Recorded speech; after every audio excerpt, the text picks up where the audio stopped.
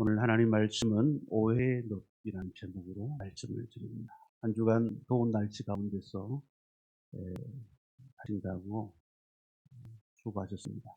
오늘 오후에는 또 비가 온다는 예보가 있습니다. 조금 더운 날씨를 식혀주는 예보인 것 같습니다. 랄프 에멜슨이라는 사람이 이런 얘기를 했습니다. 사람은 위대하게 된다는 것은 오해받는 것이다. 우리가 살아가면서 굉장히 많은 오해를 받고 살고 있습니다. 세상에서 무엇인가를 이루려고 하면 그대로 되는 것 없고 오해 없이 되는 것은 아무것도 없습니다. 성경도 이것을 뒷받침하는데요. 성경의 인물들을 자세히 관찰해 보시면 공통점을 하나 발견할 수가 있습니다. 그것은 모두 다 빠짐없이 주위 사람들로부터 오해를 받았다는 겁니다. 노아의 삶도 그렇잖아요. 그가 산 위에서 1년, 2년도 아니고 100년이 넘도록 배를 지었습니다. 그래서 사람들로부터 정신 나갔다라고 이 맑은 날씨에 무슨 비가 온단 말이냐라고 오해를 받으며 지냈습니다. 요셉을 아십니까?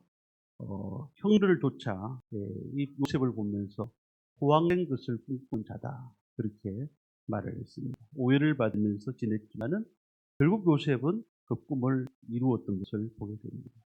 과거의 위대한 사람들이 오해받지 않은 일들은 거의 없습니다. 오해받은 것 자체가 그를 위대하게 만든 것이 아니고 그 오해에 대해서 어떻게 반응했느냐에 따라서 그 사람을 위대하게 만들었다는 겁니다.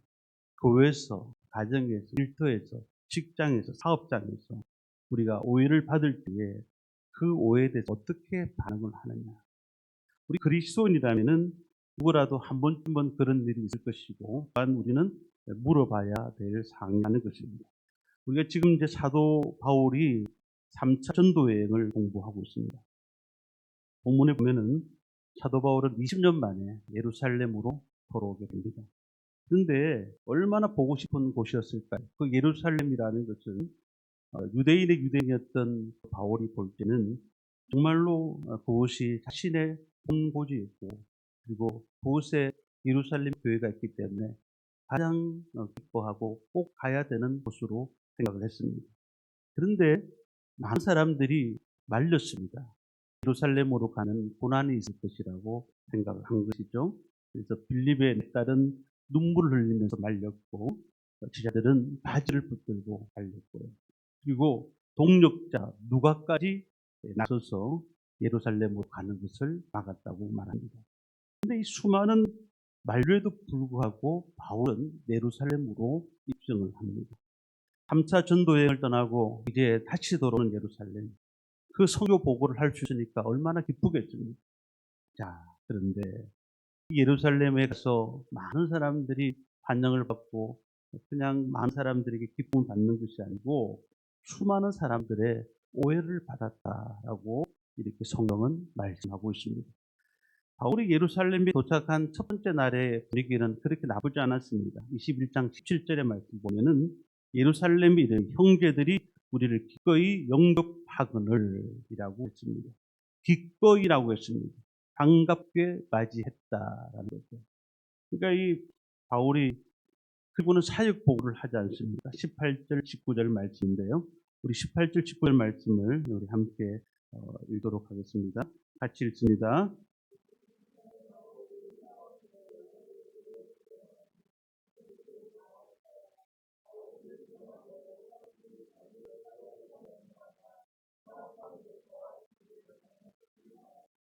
아멘. 19절까지 말씀 읽었습니다. 자, 이 사역 보고를 하는데 이 야고보와 장로들이 굉장히 근심스러운 얘기를 꺼내주십니다. 그 근심스러운 얘기가 21절 하반절에 나오고 있습니다. 말씀을 보면은 내가 이방에 있는 모든 유대인을 가르치되 모세를 배반하고 아들들에게 할례를 행하지 말고 또 간섭을 지키지 말라 한다음을 그들이 들었도다. 자, 여기 보면은 20절에 보면 유대인 중에 믿는 자가 수만 명 있었다. 유대인들이 그러니 예수 그리스도를 믿는 사람들이 많지 않았는데 그 사람들이 수만 명이 있었고요.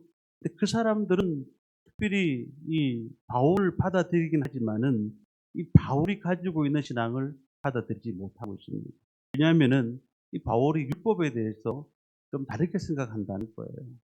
우리가 예수를 개인의 구주로 믿었습니다마는 그들이 어떤 생각을 하고 있냐면 유대인의 할례를 지켜야 되고 그리고 안식일을 지켜야 되고 음식을 가려 먹는 것이 이 율법이라는 겁니다. 이 율법을 지키는 그리스도인. 그래서 이 율법을 지키는 그리스도인인데 바울이 그렇지 않았다는 거예요. 그러니까 예루살렘 교회에 많은 사람들이 바울이 도착한다는 얘기를 듣고 수만 명이 살고 있는데 정통 그리스도인들이 바울을 보면서 잘못되었다라고 얘기를 하고 있는 겁니다. 자, 이 세 가지를 주장하고 있습니다.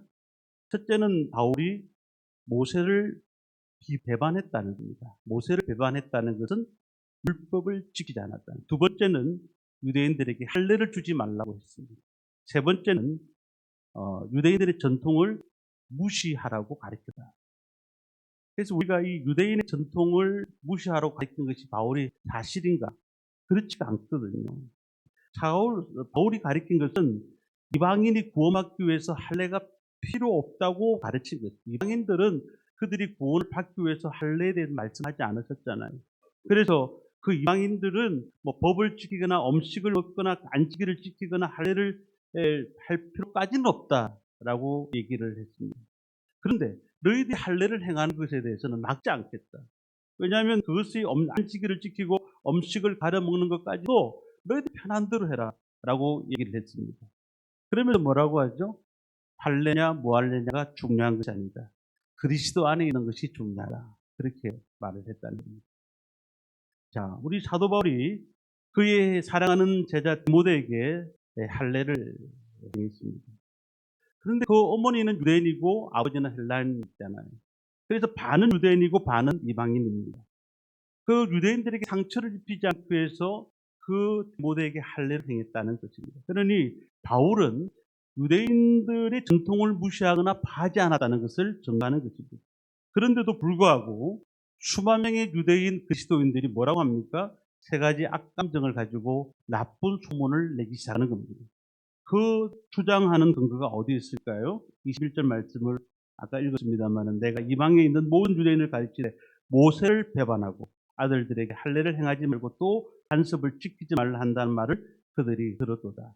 그들이 주장한 근거가 무엇이냐? 아무도 없어요. 그들은 누구한테 들은 것도 아니에요. 그냥 증거도 없어요. 그런데 자기들끼리 모여서 이 바울이 20년 동안 사역에 마치고 지금 다시 예루살렘 성으로 돌아왔는데 불구하고 수만 명의 그리스도인들이 바울이 잘못된 길을 가고 있다라고 얘기를 하고 있어요. 우리가 일을 생각할 때마다 그런 생각이 듭니다. 20년 동안 자기 죽을 뻔한 고비를 수십 번 넘기고 그렇게 사역을 했는데도 불구하고 이 예루살렘 교회에 오면서 얼마나 기쁜 마음으로 왔겠어요. 사역복을 하고 올 수 있으니까 얼마나 기쁘겠습니까. 자, 그리고는 6월달 날 온 것은 왜 그럴까요? 그날 와야지만이 많은 사람들에게 다시 복음을 전할 수 있으니까 그날 오게 된 겁니다. 그런데 웬일인가요? 사도 바울의 손을 덥석 잡으면서 눈물로 반영해야 되는 그 많은 사람들이 냉담한 반응을 보이고 있더라는 겁니다. 우리 같으면 어떨까요? 너무 속상해서 그 교회를 가지 않을 것 같습니다. 그렇지 않습니다. 그런데 많은 사람들이 그런 가운데서 바울의 얘기를 곡해하고 잘못 듣고 그리고 악감정을 가지기 시작하고 20년 마치고 20년 선교를 마치고 돌아갔는데 그들은 바울이 잘못된 것을 계속 지적하고 있다는 거예요. 우리는요, 이 사도 바울의 놀라운 모습을 우리에게 증가하고 있습니다. 그 바울은 펄펄 뛰지도 않았어요. 변명하지도 않았습니다. 그냥 그 이야기를 조용히 듣고 있었다. 엄청난 이 심각한 오해의 소지가 있었는데도 불구하고 조용히 듣고 있었다. 이 야고보와 다른 사람들은 사도 바울이 그렇지 않다는 것을 알았습니다. 그런데 수만 명이 그렇게 믿고 있었습니다. 그리고는 이제 이 많은 사람들이 그런 생각을 합니다. 사도 바울에게 이런 권면을 합니다. 타협안을 제시하는 겁니다. 그 타협안이 23절, 24절에 있습니다. 우리 함께 읽겠습니다. 우리가 말하는 이대로 하라. 선한 네 사람이 우리에게 있으니 그들을 데리고 함께 결례를 행하고 그들을 위하여 비용을 내어 머리를 깎게 하라. 그러면 모든 사람이 그들에 대하여 들은 것이 사실이 아니고 그래도 율법을 지켜 행하는 줄로 알 것이야. 아멘. 자, 이 말씀을 기름 봐야 됩니다. 소원한 네 사람이 우리에게 있는데 그들을 데리고 함께 결례를 행하고 비용을 내서 머리를 깎아라. 이발비가 없어가지고 지금 그 얘기를 하는 거예요. 우리가 나시린법을 알아야 되는데 네 사람이 나시린으로 소원을 한 겁니다. 이 소원을 하면은 뭐가 달라지느냐 하면 포도주와 독주를 먹지 않을 뿐만 아니라 이발도 3년 동안 못했습니다. 자, 그리고 난 다음에 그 소원이 끝나면 어떻게 합니까? 자기의 헌신을 통해서 하나님 앞에 제사를 드렸습니다. 예배를 드렸다는 거죠. 문제는요, 이 제사 비용이 만만치 않습니다. 제사 비용이 한 사람당 양 3마리와 곡식을 제단 앞에 드려야 되는 겁니다. 그렇다면 네 사람에 대한 비용을 따져보니까 한 100명이 먹을 수 있는 음식의 양을 바울러가 다 대라. 왜요? 너가 지금 유대인법을 어겼다고 사람들이 얘기하고 있으니까 너가 유대인법 본래를 지키고 있다는 것을 사람들한테 보여주라고 얘기하고 있는 겁니다. 근데 많은 사람들이 오해하고 있는 것을 이게 사람들이 얘기하면서 너가 규례를 지켰다는 것을 보여주는 것이 가장 중요한 것이다. 그때 26절에 이렇게 말씀을 하고 있습니다. 바울이 이 사람들을 데리고 이튿날 그들과 함께 결례를 행하고 성전에 들어가서 각 사람을 위하여 제사 드릴 때까지의 결례 기간이 만기된 것을 신고합니다. 자, 바울이 그 얘기를 들었다는 사실입니다. 사실 그렇게까지 할 필요 없잖아요. 오해가 생겼습니다. 오해와 섭섭함에도 불구하고 그들의 요구대로 행했다. 오해받는 것도 억울한데 돈까지 내가면서 결례를 행하고 그리고 양보하고 예루살렘에 그 다음에 아무도 말하는 사람이 없었다. 우리는 이 말씀을 저는 두 가지로 생각하고자 합니다. 어떻게 하면 이 세상에서 오해받는 세상에서 오해의 너프를 지나갈 수 있을까요? 첫 번째는 사랑과 타협의 마음을 가져야 됩니다. 사랑과 타협의 마음이 없이는 이 오해 많은 세상을 살아갈 수가 없죠. 우리가 이 땅을 살아가면서 오해 없이 살아갈 수 있겠습니까? 어느 곳이든지 오해할 수밖에 없습니다. 오해받지 않는 사람은 아무도 없습니다. 그런데 그 오해의 이유는 예측 불가합니다. 우리가 생각하지 못한 것에 오해가 될 수가 있는 겁니다. 나는 좋은 마음으로 좋은 일을 행했지만은 사람들은 그 동기를 잘못 이해해서 오해할 수 있다고 성경은 가르쳐 주고 있습니다.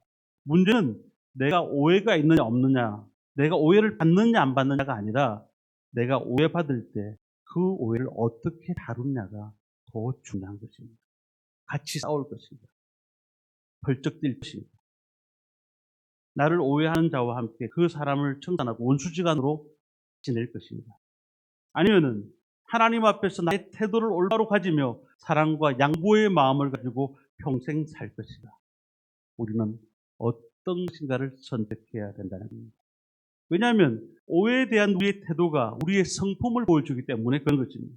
내가 오해에 대해서 어떤 성품과 어떤 태도를 가지느냐에 따라서 나의 신앙의 속도가 달라진다는 사실을 우리는 알 수가 있습니다. 우리 신앙생활이 참으로 쉬운 것입니까? 교회 나가서 찬양하고 기도하고 할렐루야하고 그래 끝나는 것이 아닙니다.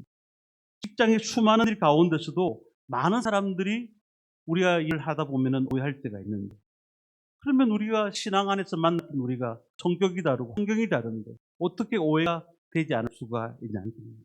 성경이 요구하는 우리의 태도는 뭘까요?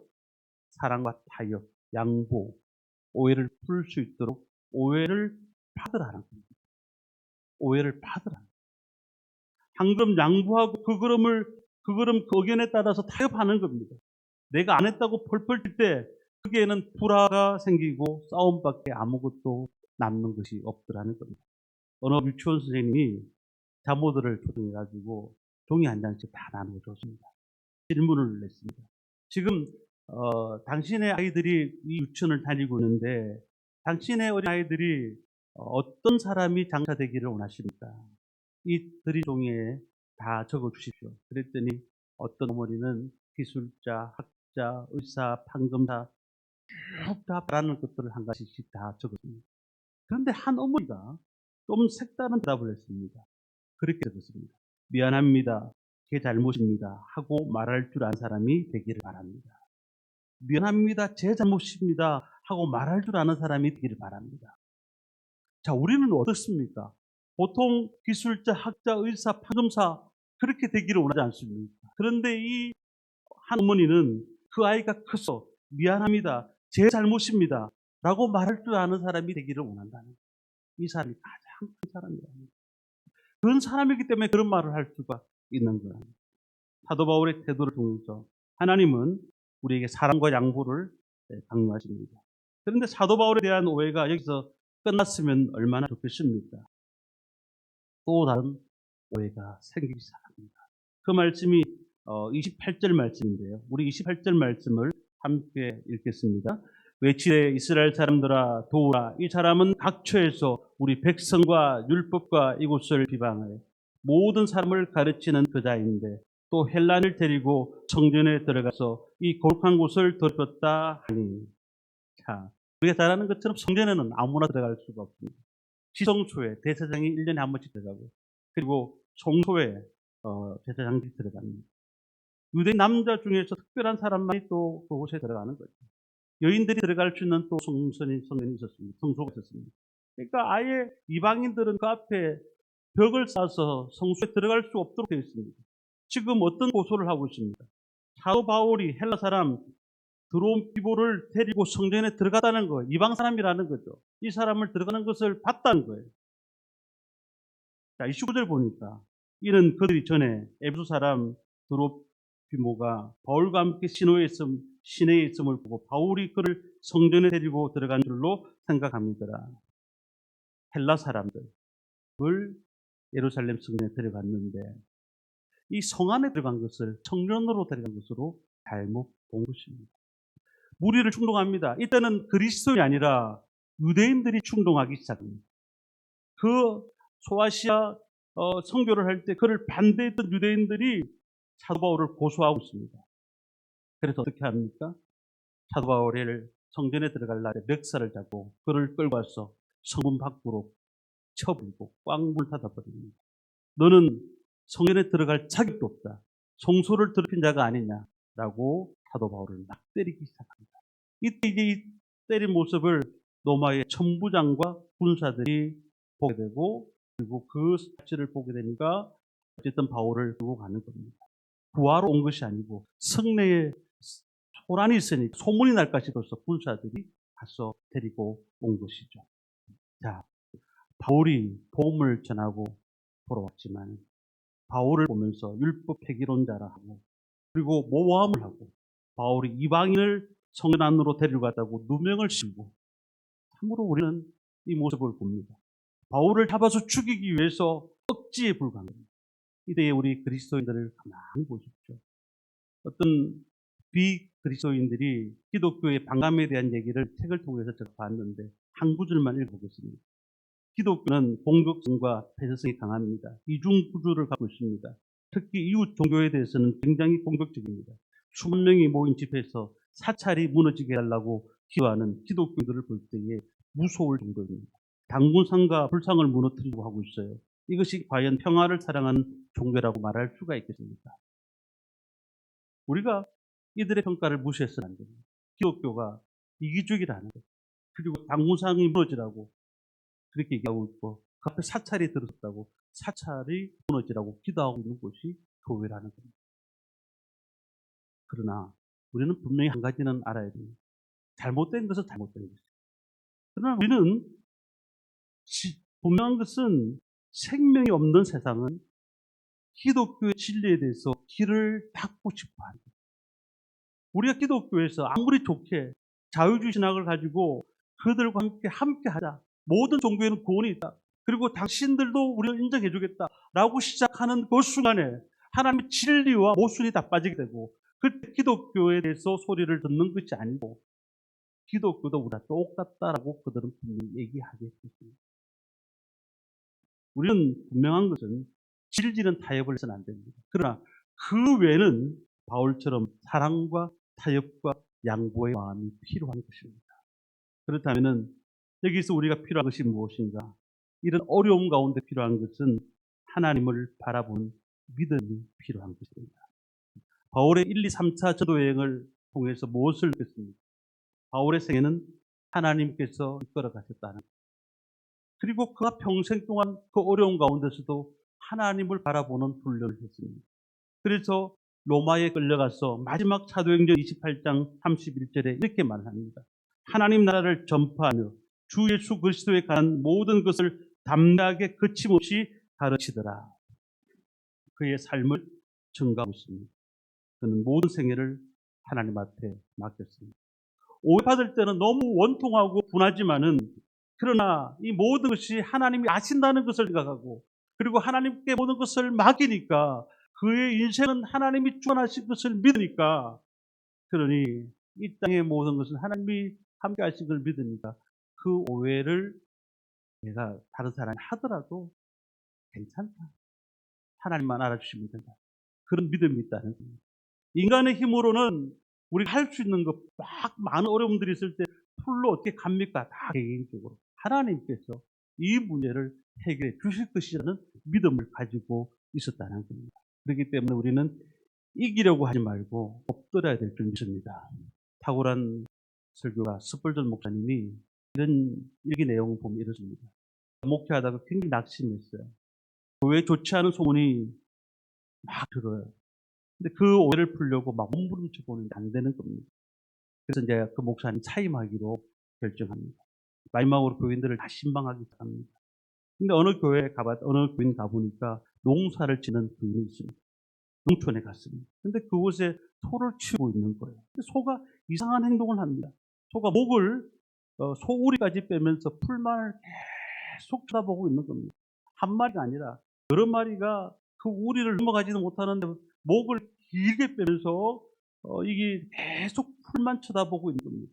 너무 신기해서, 아니 왜 저렇게 소가 저렇게 하고 있습니까? 쳐다보고 있습니까? 그때 목사님, 소가 탐을 넘을 수 없는 거예요. 그 우리를 넘을 수도 없습니다.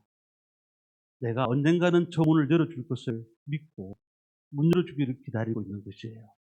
이 말을 듣는 순간 이서블전 목사님은 머리에 벼락 같은 것이 와닿습니다. 그렇구나. 나는 지금 소울에 갇혀 있는 것이구나. 이 고난의 벽에 갇혀 있는 것이구나. 여기서 울고 좌절하고 통곡만 할 것이 아니라 하나님을 기다리면 된다. 그렇게 생각합니다. 이곳에 갇혀 있는 것으로 끝나는 것이 아니라 결국은 하나님께서 그 문제를 해결해 주실 것이라는 확신을 가지고 있었다는 겁니다. 믿음이 뭘까요? 그래서 믿음은 기다리는 겁니다.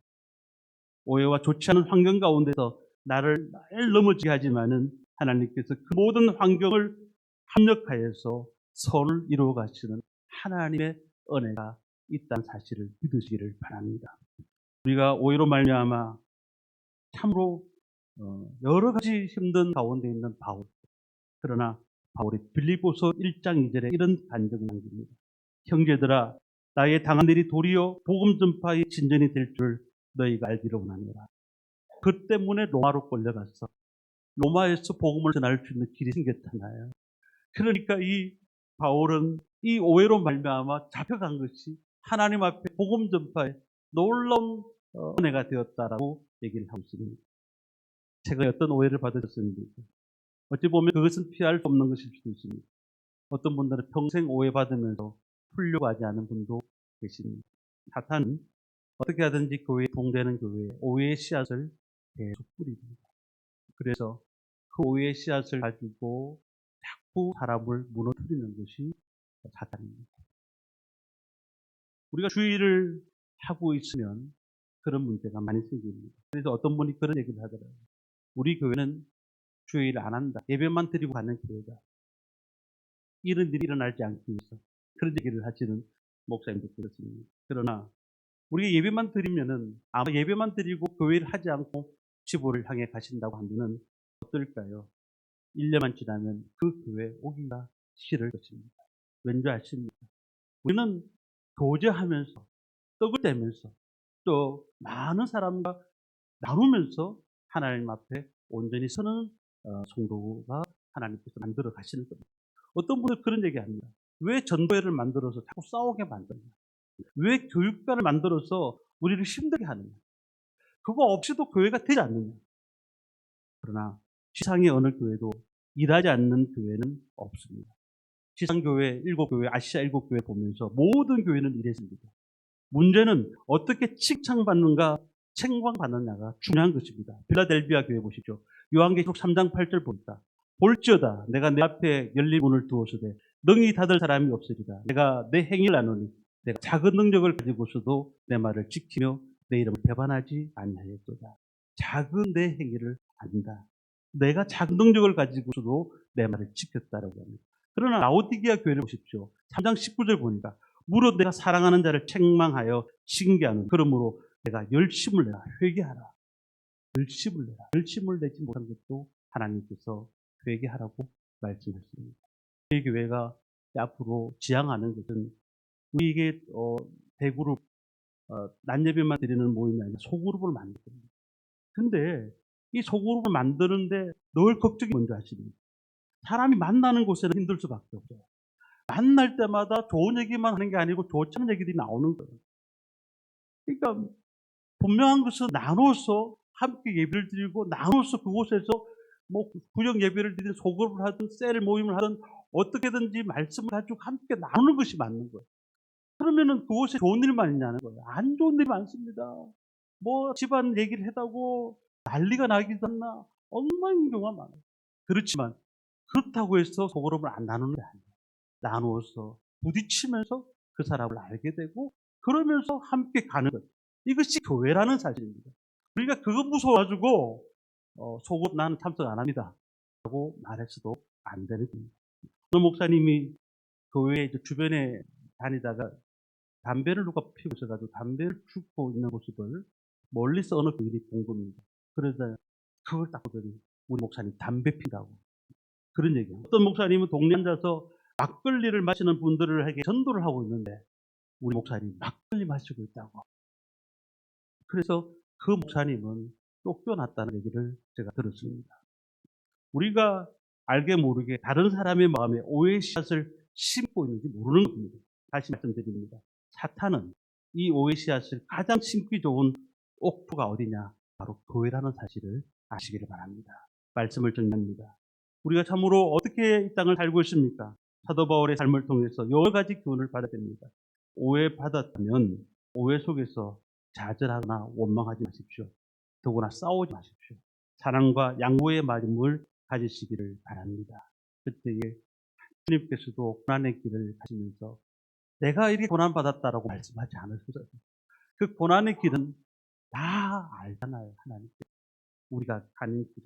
그러니 고난의 폭풍이 우리 인생 가운데 다가와도 주님이 우리를 창조하셨고 우리를 너무너무 잘 아시기 때문에 이제 눈을 들어서 주님을 바라보면서 하나님 앞에 영광을 돌리는 저와 성도님들 되시기를 주님 이름으로 축원합니다.